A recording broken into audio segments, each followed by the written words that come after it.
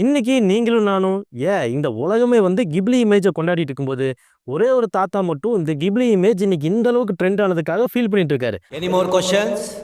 கடவுள் இருக்காரா இல்லையா? கடவுள்னா யார்? நம்மளெல்லாம் படைச்சவர். என்ன படைச்சவர்? டாக்டர் வசீகர். கடவுள் இருக்கார்.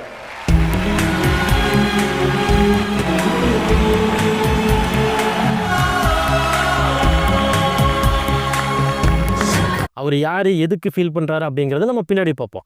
ஃபஸ்ட்டு இந்த கிப்லி இமேஜ் வந்து நம்மளுக்கு எப்படி தெரிய வந்ததுன்னா, இந்த ChatGPT-40 அப்படிங்கிற ஒரு இமேஜ் ஜென்ரேட்டரை புதுசாக அறிமுகப்படுத்தியிருந்தாங்க. அதில் வந்து நம்ம ஒரு இமேஜை அப்லோட் பண்ணோம்னா அந்த இமேஜை வந்து அனிமே ஸ்டைலில் ஒரு கிராஃபிக்கலாக ஒரு ஒரு படம் வரைஞ்ச ஒரு எஃபெக்டை வந்து அந்த ChatGPT வந்து கொடுக்கறனால மக்கள் எல்லாரும் பார்த்து இது ரொம்ப இன்ட்ரெஸ்டிங்காக இருக்கேன்னு சொல்லிட்டு நிறையா இமேஜை வந்து ஜென்ரேட் பண்ணி சோசியல் மீடியாவில் வைரல் பண்ணாங்க.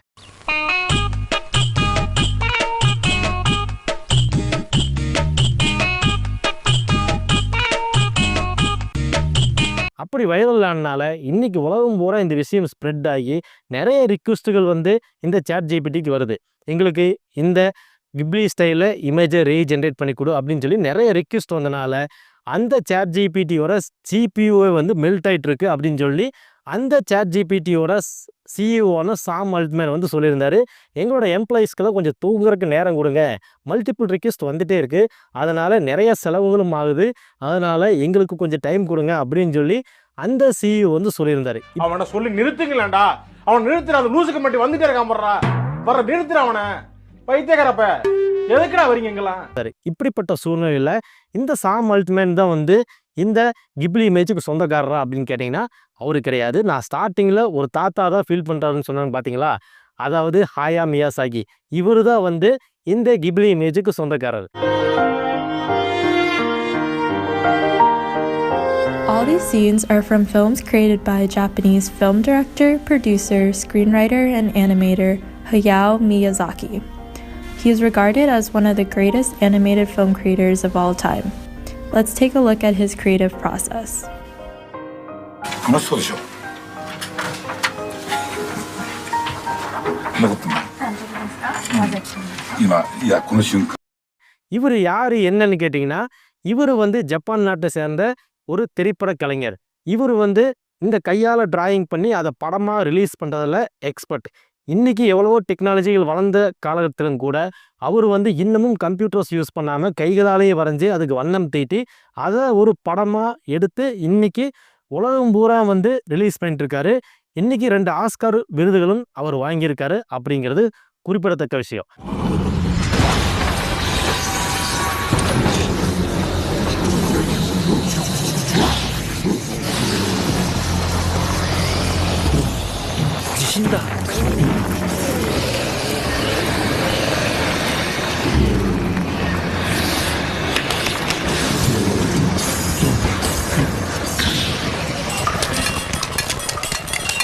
இப்படிப்பட்ட ஒரு கலைஞரோட ஒரு ஐடியாலஜியை இந்த ChatGPT திருடி இன்னைக்கு உலகம் பூரா வந்து அவரோட விஷயத்த வந்து வித்தின் 2 மினிட்ஸில் இந்த கிப்லி இமேஜை நம்மளால் உருவாக்கிக்க முடியும்னு சொல்லிட்டு இன்றைக்கி ChatGPT-ல கொண்டு வந்திருக்காங்க.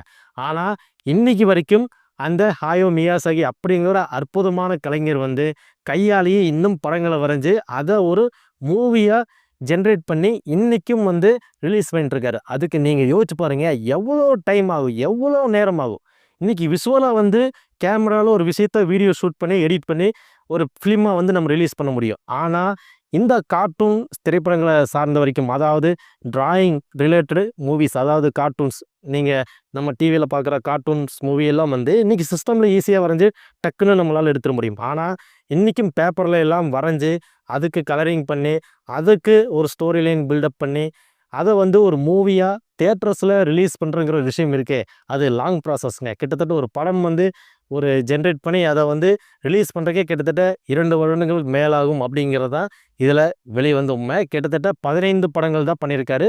அந்த 15 படங்களும் வந்து அற்புதமான படங்களாக வந்து வந்திருக்கு. Refreshing to see beautiful hand-drawn animation come to light in the modern day, and it's crazy to see how far ahead of the curve Miyazaki was. In the process of Boral the Caterpillar, one worker of Studio Ghibli லிஸ்ட்டில் இருக்குது. இன்றைக்கும் அவரோட படங்கள் தான் வந்து Oscar அவார்டுக்கு போய் நின்ன படங்களும் நிறைய இருக்குது. அப்படிப்பட்ட ஒரு அற்புதமான கலையை கொண்டு வந்த ஹாயோ மியாசாகியோட திறமையும் அவரோட உழைப்பையும் இந்த 30 வருஷத்தோட உழைப்பையும் இந்த சாட் ஜிபிடி இன்றைக்கி அவங்களோட ஏஐ ஜென்ரேஷனில் ஒரு ஃபில்டராக யூஸ் பண்ணி இன்றைக்கி மக்களுக்கு இன்றைக்கி பல்வேறு மக்களும் இருந்த இடத்துல சும்மா ஒரு பட்டன் தட்டி விட்டால் நம்ம இமேஜ் வந்து அனிமே ஸ்டைலில் வந்துருங்கிற விஷயத்தை வந்து கொண்டு வந்திருக்காங்க. இது மிகவும் கண்டிக்கக்கூடிய விஷயமாக தான் வந்து இன்றைக்கி இருக்கிற ஆர்டிஸ்ட்டுகள்லாம் பார்க்குறாங்க. ஹாயோ மியாசாகி ரீசெண்டாக ஒரு இன்டர்வியூ கொடுத்துருந்தாருங்க. அதில் அவர் என்ன சொல்லியிருந்தாருன்னா வந்து இந்த ஏஐ டெக்னாலஜி மூலமாக வந்து ஒரு இமேஜை ஜென்ரேட் பண்ண முடிஞ்சாலோ அதில் சில மாற்றங்கள் செய்ய முடிஞ்சாலோ மனிதனோட மூளையை வந்து ரீப்ளேஸ் பண்ண முடியாது. ஏன்னா மனுஷன் வரைகிற ஆர்ட்டுக்கும் மெஷின் வரைகிற ஆர்ட்டுக்கும் டிஃப்ரெண்ட் இருக்குது அப்படின்னு சொல்லியிருந்தாரு. மனுஷன் வரைகிற ஆர்ட்டுக்கு உயிர் இருக்கும், அதில் ஒவ்வொரு நெளிவு சுழிக்கும் ஒரு கதை இருக்கும். ஆனால் இதே கம்ப்யூட்டர் வரைகிற படத்துக்கு எந்த அர்த்தமும் இருக்காது, எந்த கதையும் இருக்காது. அதனால் யாரும் பயப்பட வேண்டாம், ஏஐயால் மனுஷ மூளையை ரீப்ளேஸ் பண்ணவே முடியாது அப்படிங்கிறத உண்மைன்னு சொல்லி ஓப்பனாக பேசியிருந்தார். அவர் வளர்ந்த காலகட்டங்கள்லேயே பார்த்தீங்கன்னா எல்லாருமே வந்து புதுசு புதுசாக டெக்னாலஜி அப்டேட் பண்ண ஒவ்வொரு ஃபீல்டுலேருந்து ஒவ்வொரு ஃபீல்டுக்கு மாறிட்டு இருந்தார். ஆனால் அவர் மட்டும் கைகளாலேயே தான் படம் வரைவேன், கைகளாலேயே தான் வந்து கலரிங் பண்ணி அதை வந்து மூவிக்கும் அதே ஒரு டெக்னாலஜி தான் நான் யூஸ் பண்ணுவேன்னு சொல்லி அவர் தன்னோட பழைய மெத்தடுவை ஃபாலோ பண்ணி இன்றைக்கி வரைக்கும் வந்திருக்காரு. அப்படிப்பட்ட கலையை வந்து அவர் லவ் பண்ணனால தான் இன்றைக்கி அவரோட நிறைய படங்கள் வந்து ரொம்பவே புகழ்பெற்ற படங்களாக இன்றைக்கி வேர்ல்டு வைடாக வந்து ரீச் ஆகிருக்கு. அதுக்கு எல்லாமே வந்து அவர் போட்ட எஃபர்ட் தான் காரணம். அப்படிப்பட்ட சூழ்நிலையில் ஏஐயால் என்னதான் வந்து இன்றைக்கி எல்லா ஃபீல்டுலையும் ஏஐ நுழைஞ்சாலும் மனுஷனோட மூளையை மிஞ்சி ஏஐயால் எதுவுமே செய்ய முடியாது அப்படிங்கிற ஒரு விஷயத்தை வந்து திட்டவட்டமாக சொல்லியிருக்காரு ஹாயோ மியாசாகி. இந்த சாட் ஜிபிடியோட சிஇஓ நம்ம சாம் ஆல்ட்மேன் வந்து ஒரு பேட்டி கொடுத்துருந்தாரு பார்த்தீங்களா, அந்த ஜிபிஓவில் உருகுது, அதனால் கொஞ்சம் ரெஸ்ட் கொடுங்க எங்களுக்கு அப்படின்னு சொல்லிட்டு. இவர் என்ன பண்ணிட்டாரு, இவர் வந்து 10 வருஷமாக வந்து நான் ஏதாவது சாதிக்கணும்னு சொல்லிட்டு நான் வந்து நிறைய ட்ரை பண்ணிட்டேன் இருந்தேன், ஒரு பேக் எண்டில் ஒர்க் பண்ணிட்டே இருந்தேன். அப்போ என்னை யாருமே கண்டுக்கல. கடைசி 7 வருஷமாக வந்து மிகப்பெரிய விஷயத்த வந்து நான் கொண்டு வரக்காக முயற்சி பண்ணிட்டு இருந்தேன், அப்போவும் யாரும் என்னை கண்டுக்கல. இந்த கடைசி 3 வருஷமாக தான் வந்து ஒரு விஷயத்த கண்டுபிடிச்சி நான் வந்து அதை வந்து இன்றைக்கி மக்கள் மத்தியில் கொண்டு வந்தேன்.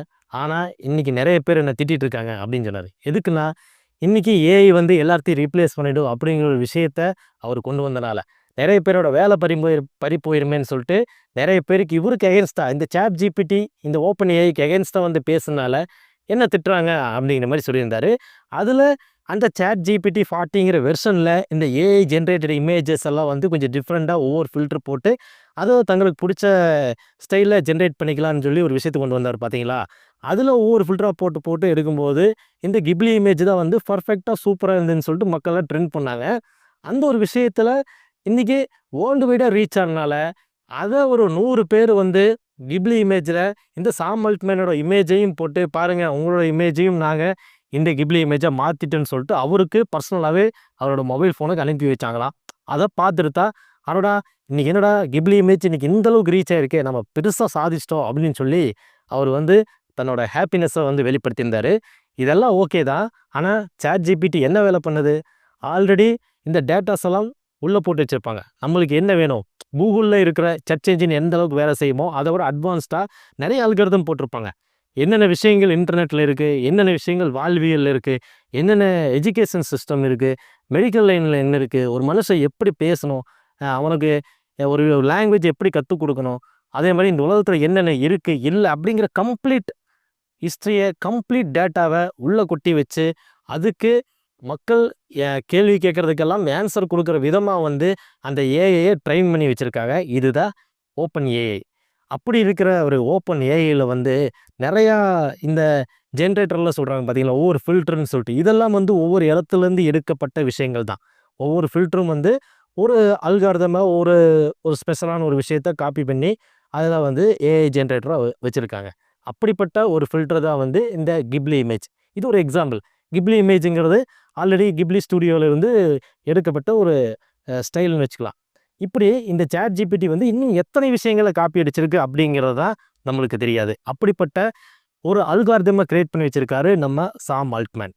இப்படி தான் வந்து இன்றைக்கி ஏஐ வந்து எல்லாத்தையும் ரீப்ளேஸ் பண்ணிடும், எல்லா ஃபீல்டுலேயும் வந்துருன்னு சொல்லிட்டு அவன் சொல்கிறானோ இல்லையோ இன்றைக்கி நம்ம இந்தியாவிலேயே நிறைய பேர் அப்படி தான் பேசிக்கிறாங்க. நிறைய யூடியூபர்ஸ் எல்லாம் பார்த்தா இன்றைக்கி கவர்மெண்ட் ஆஃபீஸ்லையும் கூட ஏஐ வந்துடும், நம்மலாம் போய் அவங்க ஒன்றுமே பண்ண முடியாது அந்த நம்மளாம் ஒரு வேலைக்குன்னு போய் எங்கேயும் நிற்க முடியாது, நம்மளை எங்கே போனாலும் துரத்தி விட்டுருவாங்க அப்படின்னு சொல்லிட்டு. அப்போ எங்கே போனாலும் துரத்தி விட்டுருவாங்கன்னா கம்ப்யூட்டர்ஸ் மட்டும் வச்சுமே வந்து ஒரு கம்பெனி ரன் ஆயிடுமா அப்படிங்கிறது எப்படி இப்படி ஒரு பேக்கு மாதிரி இந்த கொஸ்டின்ஸ் எல்லாம் பேசிகிட்டு இருக்காங்க, பேக்கு மாதிரி பதில்களும் சொல்லிட்டு இருக்காங்கன்னு தெரியல. இதெல்லாம் வந்து நம்ம கம்ப்யூட்டராக தான் இன்றைக்கி நாளைக்கு ஃப்யூச்சரே கம்ப்யூட்டர் தான் அப்படிங்கிற நிலைமை வந்துச்சுன்னா மனசுங்களே வேண்டியது இல்லையே. அப்போ நம்ம ஏன் அந்தளவுக்கு அட்வான்ஸ்டாக போகிறோம்? அட்வான்ஸ்டாக போக போக ஆபத்தும் அதிகமாக இருக்குது. கம்ப்யூட்டருக்கு எது நல்லது எது கெட்டதுன்னு தெரியாது, அதுக்கு உயிர் இருக்காது. இந்த எந்திரன் படத்தில் வர்ற மாதிரி தான், இனிதான் ஆட்டம் இருக்குது அப்படின்னு சொல்லிட்டு அவனை ஒரு டக்குன்னு ஒரு கத்தி எடுத்து குத்துன்னு சொன்னால் ரோபோ போய் குத்திரும்ல, அந்த மாதிரி இந்த ஏஐக்கு நல்லதும் தெரியாது கெட்டதும் தெரியாது. அது ஒரு மெஷின் லாங்குவேஜ், இதெல்லாம் கேட்டால் இதெல்லாம் சொல்லு அப்படின்னு சொல்லி டேட்டாவை அப்படியே வாயில் போட்டு திணிச்சு வச்சுருப்பாங்க. நம்ம கேட்க கேட்க அது வாயிலேருந்து அப்படியே வாந்தி எடுத்துரும். என்ன அது ஒரு கோர்வையாக வந்து எடுக்கிறனால நமக்கு அதை பார்த்தோன்னே ஓ இதுதான் உலகம் போல் இருக்குது அப்படின்னு சொல்லி நம்மளாம் நம்பிட்டு இருக்கோம். ஆனால் ஏஐ மட்டுமே வந்து ஒரு ஆணியும் பிடுங்க முடியாது. ஃப்யூச்சரில் எத்தனை ஏஐ இன்னும் அட்வான்ஸ்டாக நீங்கள் என்ன தான் க்ரியேட் பண்ணாலும் மனுஷ மூளை தான் ஏஐ ட்ரெயின் பண்ணுது. அதனால் மனுஷ மூளை எந்த அளவுக்கு அட்வான்ஸ்டாகணும்னு பார்த்துக்கோ. அதுக்கெல்லாம் வெர்ஷனே கிடையாது. வெர்ஷன் 1 2 3 4ன்னு 1000 போட்டுக்கலாம். 1000 வெர்ஷன் போனாலும் அதுக்கு மேலேயும் தாண்டும். ஏன்னா மனுஷ மூளை அந்தளவுக்கு ஒரு ஸ்பெஷலான மூளை. அதனால் ஏஐ வந்துருச்சுன்னு சொல்லிட்டு நம்ம மனுஷ மூளையெல்லாம் எதை சிந்திக்காமல் பயந்துட்டு அப்படியே நடுங்கிட்டு உட்கார வேண்டாம். ஏஐங்கிறது சும்மா ஒரு மெஷினு, அது ஒரு மெஷின் லாங்குவேஜ், அதுக்கு ஒரு மண்ணும் தெரியாதுன்னு நினச்சிக்கோங்க. இந்த இடத்துல நம்மளுக்கு ஒரு டவுட் வரலாம், இந்த சாம் ஆல்ட்மேன் வந்து ஹாயோ மியாசாகியோட கிப்லி இமேஜை வந்து தன்னோட ஏஐ ஜென்ரேட்டரில் வந்து யூஸ் பண்ணியிருக்காரு, இதுக்கு வந்து காப்பிரைட் கிளைம் பண்ண முடியாதா அப்படின்னு சொல்லி நம்மளுக்கு ஒரு டவுட் வரலாம். இப்போ இதுக்கு ஒரு எக்ஸாம்பிள் என்ன சொல்ல வரோன்னா, இளையராஜாவோட ஒரு மியூசிக்கை ஒரு பாட்டை என்னோடய சேனலில் நான் போட்டேன்னா அதுக்கு காப்பிரைட் அவரால் கிளைம் பண்ண முடியும். இதுவே வந்து இளையராஜாவோட மியூசிக் மாதிரியே நான் ஒரு மியூசிக்கை அவரோட ஸ்டைலில் நான் ஒரு மியூசிக்கை புதுசாக கம்போஸ் பண்ணி என்னோடய யூடியூப் சேனலில் போட்டேன்னா அதுக்கு அவர் வந்து கிளைம் பண்ண முடியாது. அவரோட பாட்டு மாதிரி இருக்கும், ஆனால் பாட்டு அவரது கிடையாது, என்னோடது. அந்த மாதிரி தான் இந்த கிப்லி இமேஜோட ஒரு ஸ்டைலை தான் வந்து இந்த ஏஐ ஜென்ரேட்டரில் வச்சுருக்காங்க. அதனால் ஹாயோ மியாசாகியால் இந்த காப்பிரைட் கிளைமை இந்த சாட் ஜிபிடி மேலே போட முடியாது அப்படிங்கிறதா இன்றைக்கி மிகப்பெரிய விவாதமாக வந்து நிறைய கார்ப்பரேட் சேனல்லையும் நிறைய நியூஸ் சேனல்லையும் இதை பற்றி சொல்லிகிட்டு இருக்காங்க. அப்புறம் இன்னொரு முக்கியமான விஷயம், இந்த கிப்லி இமேஜை வந்து நம்ம ஃபோட்டோ ஜென்ரேட் பண்ணி இந்த வயசானவங்ககிட்ட காமிச்சேன்னு பாருங்கள் எங்கள் ஃபோட்டோ எப்படி அழகாக இருக்குல்ல அப்படின்னு சொல்லி காமிச்சதுக்கு, ஏன்டா டே நல்ல ஃபோட்டோவை இப்படி கெடுத்து வச்சிருக்கியாரா அப்படின்னு சொல்லி திருப்பி கொடுத்துட்டாங்க.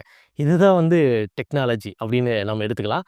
ஓகே, இந்த வீடியோவோட முடிவுக்கு வந்துட்டோம். இந்த வீடியோ பிடிச்சிருக்கா, இந்த வீடியோ நல்லா இருந்ததுன்னா உங்களோட ஃப்ரெண்ட்ஸ் அண்ட் ஃபேமிலிக்கு ஷேர் பண்ணி விடுங்க.